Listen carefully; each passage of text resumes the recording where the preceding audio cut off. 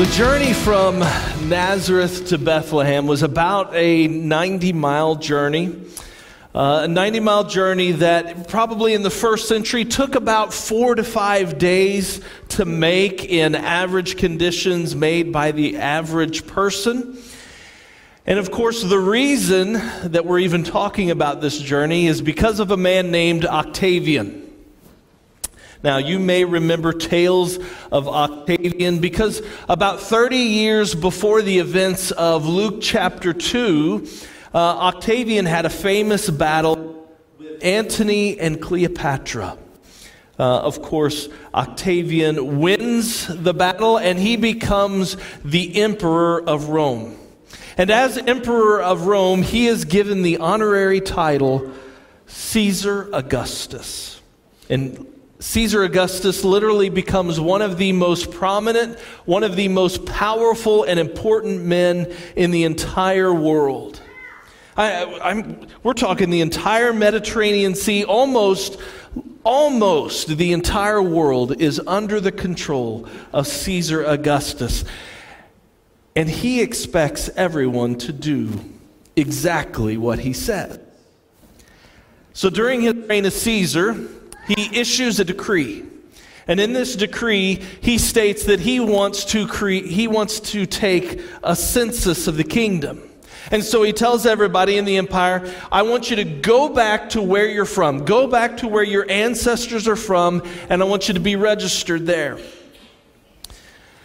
Now, it doesn't really matter why he was taking the census, because the fact is, he expected everybody to obey him. And what's interesting about this, if you think, this is a side note, but what's interesting if you think about this, Caesar Augustus, one of the most prominent, important people in the world, expecting everyone to do exactly what he says, but he's actually being used as an instrument of God, isn't he? Because God is using Caesar Augustus's decree to advance his own plan. Because through this, a prophecy is not one, but several prophecies are going to be fulfilled about the birth of the rightful ruler of the world. Well, one of the young men that obeys Augustus's decree is a man named Joseph. And Joseph travels this 90-mile journey from Nazareth to Bethlehem to the city of David because he is in the lineage of King David. You see, 1,000 years before Augustus, 1,000 years before Joseph, there was King David, the great king of Israel, the king par excellence of Israel. He was the king that all other kings looked up to. He was the king that is revered in Jewish history. And he's revered in Jewish history basically because God made a promise to King David. And you see that in 2 Samuel chapter 7. God makes this promise. He says, your house and your kingdom will endure forever before me. Your throne will be established forever. God makes a promise to David that one of your ancestors will sit on the throne of Israel forever. Now, of course, in Joseph's day, there was no Davidic king sitting on the throne. Augustus was the king of the land. But Joseph and really all of Israel had a hope that one day Messiah would come, and that Messiah would reestablish the Davidic king and would once again sit on the throne. So Joseph travels to Bethlehem, the town of David. God uses Augustus's decree because in Micah chapter 5, there's this prophecy that goes along with this Jewish expectation that a Messiah would come. But the prophecy says, but you, Bethlehem, though you are small among the clans, out of you will come for me one who will be ruler over Israel, whose origins are from the old, from ancient times. So, several hundred years before this, before the events of Luke chapter 2, Micah was saying, Bethlehem, you are going to give birth to the one that will lead my people. So there is this expectation that out of the town of Bethlehem, this small, insignificant, nothing of a town, God will deliver his people and set up a Davidic king. And so Joseph, being an ancestor of David, in the lineage of David, he obeys Augustus's decree and he heads to Bethlehem, but he doesn't travel alone. Along with Joseph is a pregnant teenager named Mary. Now what's interesting is that Mary did not have to take the journey. She did not have to make... Caesar Augustus could care less to register the females. He didn't care about you ladies. All he wanted to make sure was that the men... I know. It's sad. It was a male-dominated society, right? All he could care about was that the males obey and do their thing. So Mary did not have to go on this journey. Now, we don't really know why Mary decided to go. Obviously, she is pregnant, and she is very pregnant at this point. She is very close to giving birth. So perhaps she just did not want to be separated from her husband, or her husband-to-be during this time. But knowing the circumstances and knowing the situation, understand this. In the world's eyes, Mary is illegitimately pregnant. Right? She's illegitimately pregnant, and so it is highly likely that Mary was an outcast in Nazareth. She was an outcast. Nobody wanted her. And so if Joseph would have left and Mary would have stayed behind, most likely Mary would have had nobody to help her, nobody to take care of her. She would have been alone because nobody would have wanted to take in a young girl that was illegitimately pregnant.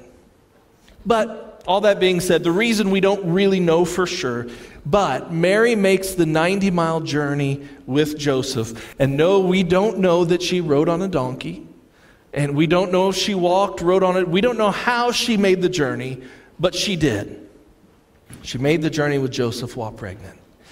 And so they make the journey. And while in Bethlehem, Mary gives birth to a baby.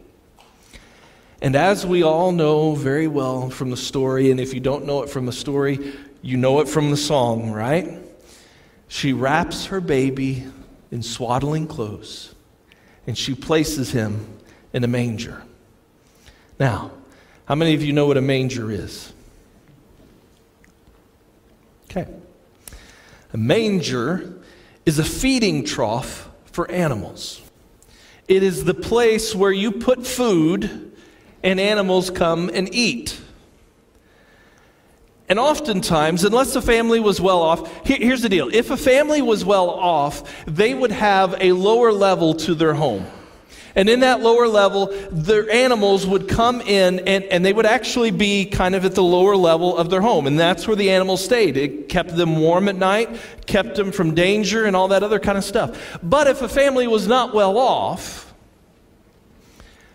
then the animals would stay in a cave nearby the home.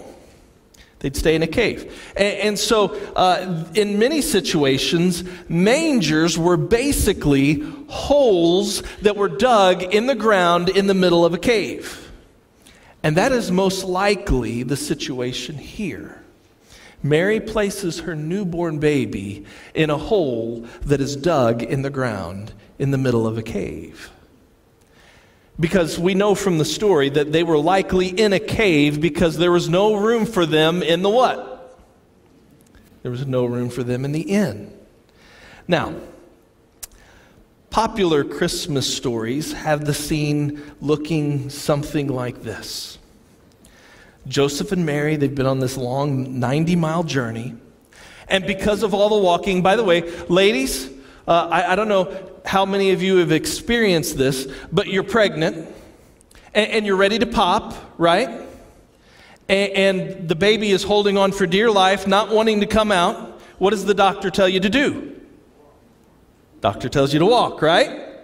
So Joseph and Mary, they take this 90-mile journey, and because of all the walking, Mary is just ready to pop. So you've got this frantic Joseph who is just running around town, knocking on all the doors, looking for a place to stay because he goes to the Super 8 and they're full. He goes to the Motel 6 and they're full. So he finally goes to the Holiday Inn, and you've got this really mean innkeeper that, by the way, is probably smoking a cigar, and he sticks his head out the door and he says, "Yeah, what do you want? You want a room? Well, we ain't got any room. Get out of here." So that's kind of how popular Christmas stories paint this. Probably not at all what happened. In fact, most scholars don't even believe that there was an inn in Bethlehem. Now, you might be saying, well, okay, Pastor Joshua, of course there was. The Bible says it, right? There was no room for them in the inn. Remember this. Bethlehem was a small, insignificant, nothing of a town. And even though there were inns in that day, it's not likely that Bethlehem even had one. You see, the word that Luke uses in Luke chapter 2, when we read the King James and it says there was no room for them in the inn, the word that he uses there, the Greek word, is not the word for inn. Fast forward to Luke chapter 10. You remember the story about the Good Samaritan? He picks up the man that has been robbed and beaten off the side of the road, and he takes him to an inn. And he tells the innkeeper there to take care of him, pays him some money and all that stuff. Luke knows what an inn is because he writes about it just a few chapters later. And if you look at the word he uses in Luke chapter 10 and you look at the word he uses in Luke chapter 2, they're not the same word. That's because he's not describing an inn in Luke chapter 2. If you look at many modern translations, and William will put Luke chapter 2 up on the screen for you real quick. I did put that in there, didn't I? Yeah, there we go. Most modern translations get this more accurate. If you look, it says, she gave birth to her firstborn. She wrapped him in cloths, placed him in a manger because there was no guest room available for them.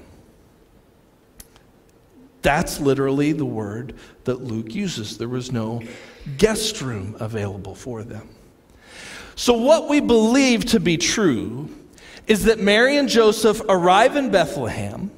They get to Joseph's family's house, because Joseph is from the lineage of David. His relatives still live there. They get to the house of Joseph's relatives, but they can't stay there because there's nothing available to them. Now, that could mean a couple of different things. One, it could mean that the house was literally just too full and there was no room for them. Hey, we can't fit one more person in this house. That could mean that. Or it could possibly mean, and this is what's more likely, it could mean that Joseph shows up with a teenage girl that is pregnant with a baby that is not his. She's illegitimately pregnant, and as was common in those days, they were shunned because of that. They just weren't welcomed into the home of the family of Joseph because they wanted no part of that. But, again, we don't know for sure. So for whatever the situation, Joseph and Mary are not allowed to stay there. So more than likely, they find themselves in this cave where the animals are kept. And she gives birth, wraps her baby in cloth, and lays him in the manger, in the hole in the ground in the middle of the cave, meant to feed the animals. By about the year 100 AD, Christian tradition had identified the location where they believe the cave was that Jesus was born. Now, it cannot necessarily be proven, but in Bethlehem is now the Church of the Nativity. And around the year 300, under Constantine's rule, they built the Church of the Nativity around the cave believed to be where Jesus was born. Here's a photo of the church. It's a big church, and I know you're looking at that saying, well, there's no cave there. No, there's not, because the church was actually built around the cave. And in the middle of the Church of the Nativity, you can see the cave and the feeding trough. This is the cave now. It's changed a lot. They've put marble on the floor, and actually, wow, it's showing up pretty dark. But do you see the fireplace-looking thing there? You see that? There is a silver star in the ground right there, where they basically found the feeding trough, and they just lined it with silver, and that is believed to be the manger where Jesus was laid. Now, again, can't be proven, but according to tradition, and they discovered this about 100 AD, right? And like I said, they've shrined it a bit since then. But in that first Christmas morning, Joseph and Mary are most likely in a cave, and they are separated from the rest of humanity with their baby laying in a hole in the ground. Now, what this really communicates a couple of different things to us. One, it communicates the humanity of Jesus Christ. Jesus is just this normal little baby boy. He comes out of the womb. He's got to be wrapped up in cloth because he's cold just like every other baby, right? He comes out hungry. He has to be fed. He comes out crying. He probably peed all over Joseph the first time Joseph picked him up. All the normal baby stuff. And here's what we want to focus on. The thing that the story communicates more than anything is it teaches us about the humility of Jesus. Philippians chapter 2, we read this last week. I just want to read it again. Philippians chapter 2, Paul says that though Jesus was God, he did not consider his divinity to be something to be used for his own advantage, but rather he became a servant that took on the form of a man. Not just any servant, not just any man, but a man that was willing to be born in a cave and be laid in a hole in the ground. It speaks of the humility of Jesus. That though he always existed, and that he rightfully deserved all power and all glory, though he possessed all power and all ability, he humbles himself. He literally becomes a nobody, born of a pregnant teenager, to be married to somebody of no significance, to be born in a cave, placed in a hole in the ground. Paul continues in Philippians chapter 2 that he does this. And not only that his birth is humble, but that he lives humbly. He lives as a servant. And that life of service that he lives leads him to the cross, where on Good Friday he will die and pay the penalty for our sin. We have... Past couple of weeks, we have been talking about the gifts that Jesus gives us. But honestly, the greatest gift that Jesus brings is the gift of himself. It's the gift of God coming in the flesh, Emmanuel, God with us in the form of a humble, vulnerable little baby. A baby that would grow up and give his life so that we might experience reconciliation with God, so that we might experience life more abundantly, peace in this life, and life everlasting. That's what Christmas is all about, right? That's the significance of this whole season. It's God giving us the gift of Jesus in humility. And my prayer remains that everything that we do today and everything we do throughout this next week as we come up to Christmas that this story that I told this morning will be the centerpiece of everything that we do, that it would be the center of our celebration. Now, for our remaining time this morning, I just want to share a really quick story with you, okay? But let me lead into it. This is a story that will hopefully encourage you.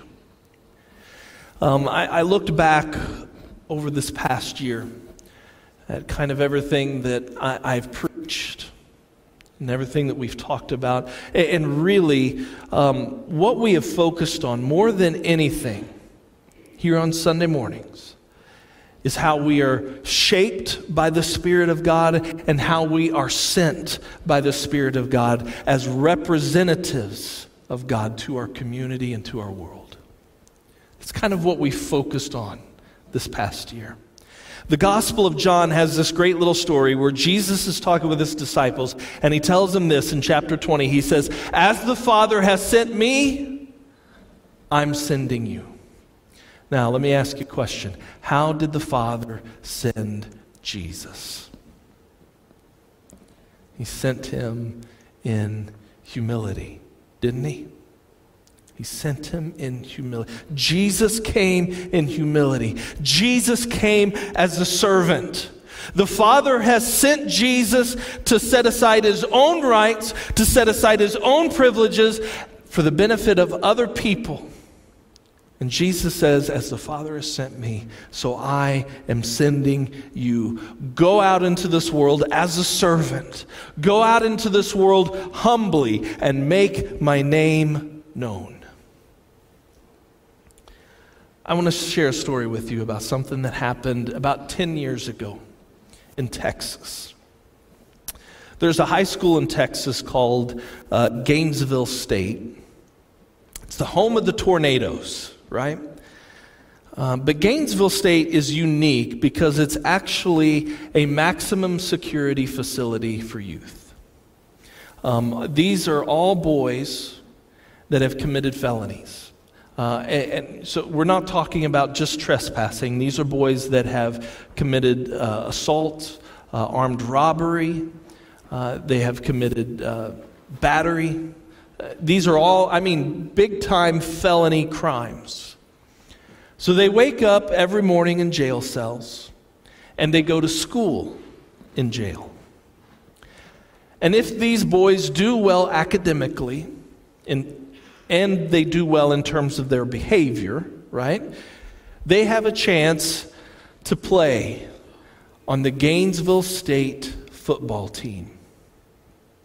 But what's interesting about their football team is they don't have their own stadium. So every game that they play is on the road. They're always traveling. But more than that, at every game, the visitor stands, because they're always away, the visitor stands are almost completely empty. Because even if these boys know their moms and dads, which the majority of them do not, but even if they do know their moms and dads, if they know their families at all, their families just really don't care to support them. Sad. It really is. They are always playing to a crowd of no one. And because of their defeated lives,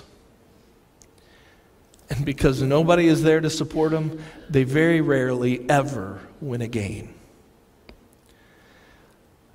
About 10 years ago, it was their last game of the season. They were 0-8, completely defeated season. Their last game, they went up against Grapevine Faith Christian High School. Now, I'm just going to tell you, this is not one of those heartwarming stories where Faith Christian lets them make the last honorary touchdown and win the game so they can finally win. It's not a story like that. Gainesville State, in fact, loses this game. But what's great about the story is not that the bad team finally wins one. What's great about it is how Faith Christian High School took the message of humble service, took the message of giving up their own rights to serve other people. Let me just show you the story, okay? A Friday afternoon comes to a close, and in the small town of Crum, Texas, that means it's time for football. However, tonight's game is different. Tonight, home team fans will cheer on the opposing team to tackle, sack, and score against their own sons, friends, and brothers. Tonight, they cheer for a school called Gainesville State. Located just 30 miles up the highway, yet seemingly a world away, Gainesville State School is a maximum security facility for youth offenders. To be a student here is to be a convicted criminal. What kind of things have the boys done to be at the Gainesville State School? Anything from, burglary or, aggravated robbery, assault. All of them are felony crimes. We don't have youth with misdemeanors. Okay, so once they're here, it's serious business. Yes. Here, students that serve the majority of their sentence plus meet strict academic and behavioral standards earn a shot at the school's slightest brush with the outside world, the chance to play football. But as every game is an away game in a competitive and sometimes hostile environment, players find defeated seasons, reflections of defeated lives. My peers around me that play on the same team, I done heard them being called racial slurs and all kinds of other stuff by opposing players. They're trying to prove a point that we already lost our chance to play high school football by the decisions we made. You're going to hand the ball to fullback, he's hitting right. Now, what kind of support do these kids get from their homes? Not much. A lot of them are, maybe one parent families, maybe no parents.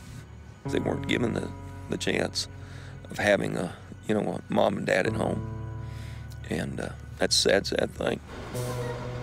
Heading into their final 2008 game against Grapevine Faith Christian School, Gainesville State players looked to end a demoralizing season. However, Grapevine Faith coach Chris Hogan right there, Donington! Looked to end something entirely different, a pattern of failure. When I saw them on the schedule, we felt like here are 16, 17, 18-year-old kids, and they're somebody's little boy, and they're locked up in prison. So the idea was to just give them hope, give them the natural hopelessness that is normal in prison life. When the boys arrived, we had fixed them a meal, shared the gospel with them that day before the game, and we have a big banner for them. They run through the banner. We have people who made spirit signs, and then half of our crowd literally goes across, and we have a roster with their name and cheer for them. So they got the same experience that most every other kid in Texas gets on a Friday night. And I was surprised. I was like, they would call us by our names and everything, and at first we thought that they had another player with the same name, so we didn't know what to think.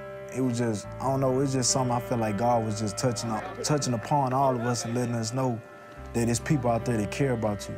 They could care less what we was in here for or the crime we committed, and they want to love us like their own kids.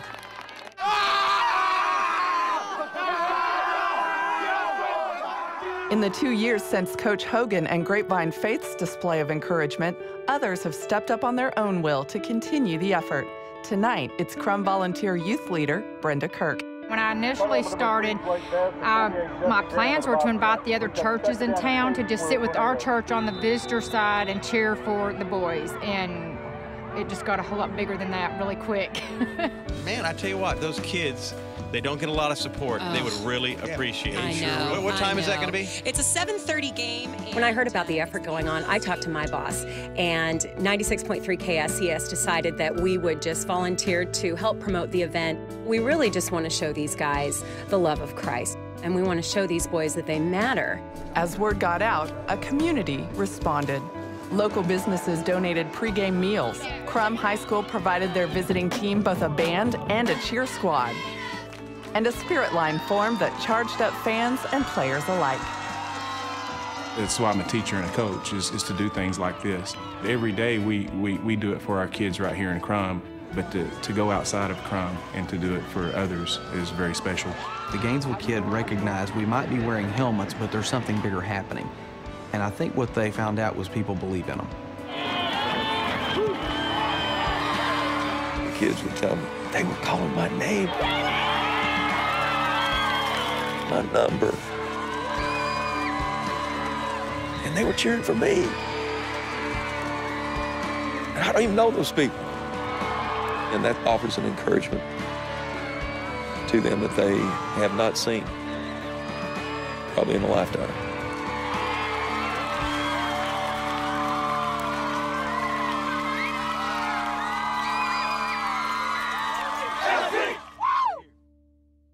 How many of you ever had a child play sports in high school? Okay. A little bit more of the story. The coach from Grapevine Faith Christian actually sent home letters to parents. And in the letter, he asked the parents not to cheer for their own child, but instead, don't sit on the home stands. Go sit on the visitor stands. And he sent home names of all the boys, and he said, I want you to cheer for this boy or this boy, and made signs. And the parents gladly did it. The cheerleaders cheered for the other team. I loved to see them run out and just bust that banner in two. First time they had ever done anything like that. And at the end of the game, the two teams prayed together. And the coach shared this a little bit later on. He said that one of the boys from Gainesville State prayed this prayer. Lord, I don't know how this happened, so I don't know how to say thank you. But I never would have known that so many people in the world actually cared about us. And the boys from Gainesville State went home that night with a Bible and with a bag in it that had a burger and fries.